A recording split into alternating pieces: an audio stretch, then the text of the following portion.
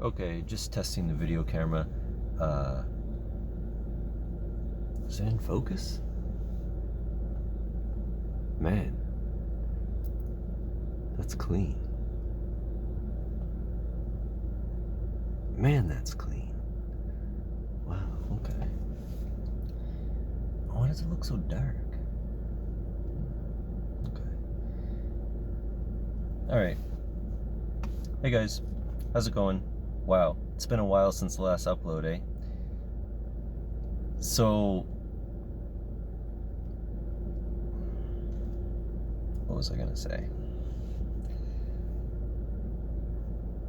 Oh yeah, so I drove back to Calgary. I got the sway bar links.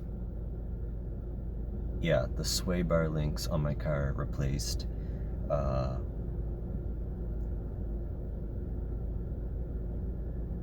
Yeah, I drove back to Calgary from Kelowna. I got the sway bar links on my car replaced. Then I drove to Edmonton.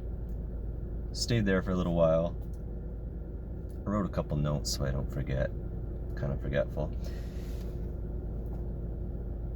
Middle of June, I drove to Edmonton around the 14th. Stayed there for a bit. Then I drove to Grande Prairie. Stayed there for a little bit, but kind of just got bored. So, what was next? I don't know if the dates are important, really. You probably don't care. But I was arrived in Grande Prairie on June 22nd. And then by June 27th, I had gotten all the way to Williams Lake, British Columbia. And then June 28th, 28th, I got to Vancouver. I blanked out, sorry. Yeah, June 28th, I arrived in Vancouver. And then from June 28th to today, August 2nd, for all of that time, I've been in Vancouver. But honestly, I couldn't really tell you what I've done. I kind of had some mental health issues, episodes, whatever you want to call it. Basically, smoked a lot of weed, and that's kind of about all, really. And what else did I do? Oh, okay, this was kind of messed up. The battery in my car died. Well, it kind of almost died. A few days ago, this was like several days ago now, I was in a Wendy's parking lot, and I ordered in the drive-thru, and then I went and I parked and turned my car off, and then when I was done eating, I went to go start it, and it's just click, nothing happens. Click, nothing happens. So I'm thinking, oh shit. Is that security? I don't know. I can't tell. And then I'm like, uh-oh. So I let it sit off for a little bit, and then I very cautiously try to start it. Thankfully, I got it started, and my gas was kind of low. So I know to kind of recharge it better, you got to drive around. So I don't know how much I had left. It was like less than a quarter tank, but I tried to drive around and charge it up a little bit so that I could get gas turning it off, and that hopefully I would be able to turn it back on after filling up my tank, which did happen. But it was still kind of wrecked. Like, each time I started my car, it took a few seconds to turn over, so I knew something was kind of wrong. And I tried, the following few days, I tried to keep driving around to charge it up, but it just was not improving. So I was like, okay, I'm gonna take it in, see what's wrong. And also, this was like, I think maybe 4 or 5 days after it originally happened. I took it into the Jim Pattison Volkswagen dealership in Surrey, and they inspected it. Oh, also my check engine light came on too, and I was also really close to needing an oil change too. So when I was driving around, I actually put it into like manual gear control, and I put it in a lower gear so that the RPMs would be a little bit higher. Which, now that I realize, was not really a smart idea. I mean, it probably kind of helped, but I was within 500 kilometers of needing an oil change when I was doing that, and I idle my car a lot anyway to start with, which uses up oil. So even though I'm only supposed to change my oil every 10,000 kilometers, the fact that I idle it so much, I should probably be doing it sooner. And I generally tend to kind of drive it a little harder. So yeah, that was not smart. So yeah, I went and got my oil changed. This was before the dealership. I went and got my oil changed, and then so my check engine light was on, and I thought, oh, maybe it's just related to the oil. So my check engine light was on, and then the next day I went and got the oil change, like around 500 kilometers early, and then the check engine light was still there. So I'm thinking, okay, that's not good. Oh, and when I got my oil change, they also topped up my coolant for free, I guess. Or maybe there was a charge, I don't know. But yeah, I did that, and then what else was it? Oh, another component to this is I've had this like knocking, rattling sound in my car that like it doesn't affect driving performance at all, or like the operation of it, but there was something I could hear it kind of like in the engine bay knocking around a little bit. And when I got the sway bar links replaced, that was actually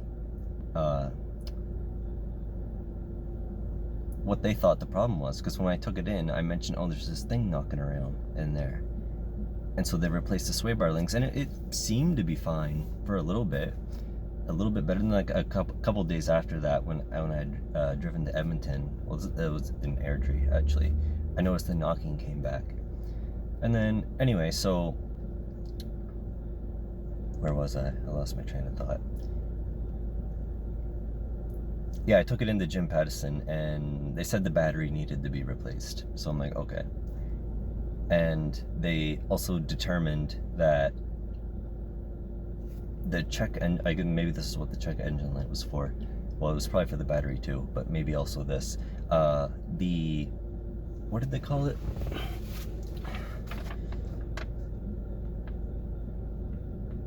Pump V144. It's the leak detection pump. I don't know exactly what that is.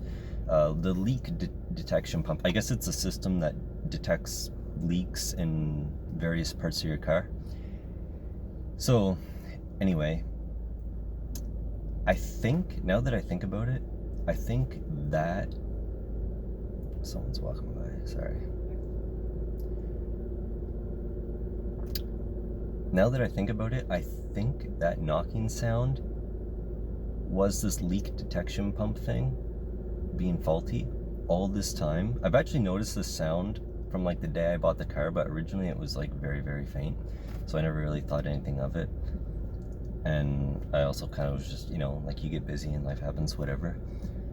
So anyway, another thing that happened, I think this was last year, like almost a year ago, when I first went from Grand Prairie to Calgary, and I was in Okotoks, and my car came on and it said like the engine was overheating because the coolant was low. So I took it into a dealership then, and they just topped it up because it wasn't that low, but it was like low enough to be a problem. So anyway, they just topped it up, and like it hasn't been a problem since. But now that I think about it, this leak detection pump needing to be replaced is probably what caused that issue last year, and is probably also the knocking sound that I've been hearing. So at the dealership, they were this leak detection thing is going to be covered under warranty because I have, what do I have now, 68,000 kilometers, and then my warranty is good till like 80,000, but or 4 years, but I'm going to hit the kilometers first. So anyway, where was I going with that? Yeah, they were going to charge for the battery. It was going to be like $200 and something, which I can't really afford to pay. So I asked them to check if like maybe this was like potentially possibly covered by warranty. So anyway, they ended up calling Volkswagen Canada, and I guess they determined that it was covered. So they actually replaced my battery for free like 3 days ago. They replaced the battery for free, which was fantastic. That was really great. I was really surprised. So, but this pump issue, they said it was going to take them 6 weeks to get the part in. So I was like, well, I'm not going to be here for that long because I'm going back to Calgary eventually, right? So anyway, they gave me this paper with what needs to happen, and I'm going to go back to Calgary and hopefully get it done there. And then hopefully all will be well. And then, yeah, that's about it really. I haven't really done much in Vancouver. Like, you know, like I've driven around like Richmond, Burnaby, Surrey, Langley, North Vancouver, West Vancouver, Vancouver itself. It's neat. I actually really like it here. Weather's nice. Lots going on. Lots of activity. Lots of people. I actually really, really like it a lot. But the taxes aren't that great, and the minimum wage is lower. But, you know, whatever. And then it's kind of just generally more expensive to live here overall. So yeah, it's nice, but I'll probably end up going back to Alberta and staying there and getting work there, hopefully. And then, but yeah, it's really beautiful here though. Great place to live, I would assume, if you like that.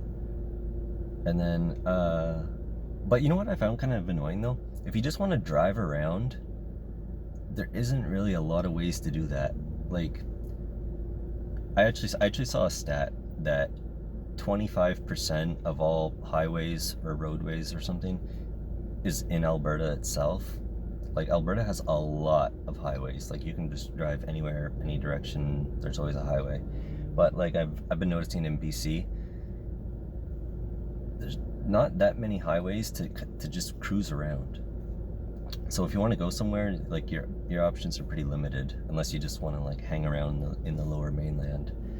But yeah, if you like cruising around in the lower mainland, then it's fine, no big deal. But yeah, so that's what's been going on. I've just been hanging around here, sightseeing, seeing what's going on. And yeah, now I'm probably going back to Calgary, and I'll probably be there looking for work, and then we'll see what happens next. All right, I guess that's it for now. If you have any questions, let me know. And oh, I know it's been such a long time since I've uploaded a video. It's basically just like mental health issues, anxiety, that type of stuff. The last like whole month has kind of just been like a wreck, so I couldn't just get myself like up to making a video.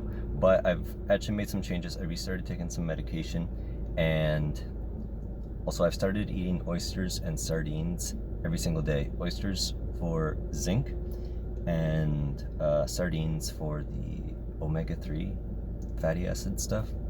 Yeah, it's really good. Makes a huge difference. And then what else was there? No, I think that was it. Anyway, yeah. Oh yeah. The other thing I was going to mention, if you want to see like more frequent daily updates, that type of stuff, follow my Instagram. It's just Ryan Stewart Hood. That's it. All one word. Stewart is Stewart. All right, that's it. Bye for now.